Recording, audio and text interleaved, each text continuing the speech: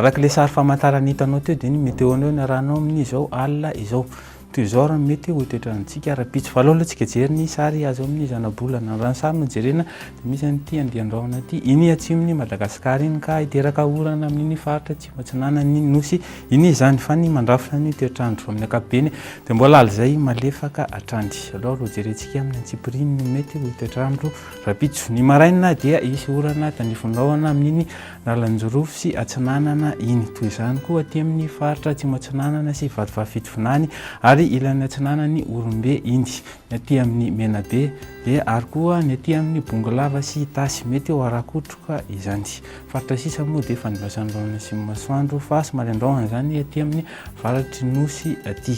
tolakandro indray masitsika tokomaso dia zay androana tandrifonao arakotroka amin'iny avoatany rehetra iny sy aty amin'ny faritra tsy moatsinana ny nosy ny faritra sisa moa dia ifandivasan'ny rahona sy masoandro fa somary mandrahona hatrany ty amin'ny faritra varatra tsinana ny nosy raha ny maripanina voavinavina indray dia toy izao izany 10 aty Antsirabe dia 12 Analamanga fa ny morotsiraka tsinana iny varatra tsinanana moa zany dia eo amin'ny 17 degré Celsius eo hatrany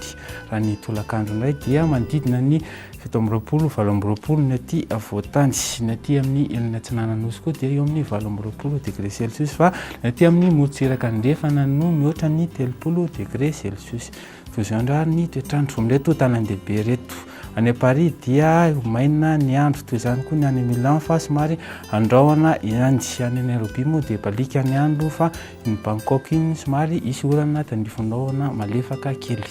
toy izao indray ny toetrandro amin'ireo nosy rahavavy any Maurice sy any La Réunion dia maina ny andro fa ibalika zany any La Réunion Seychelles sy Comores moa dia atantsika orana malefaka hatrany izay ny masaka azo atolotra amin'ity alina ity fa raha-pitso toy izao indray ny fotoanantsika manaraka veloma tompoko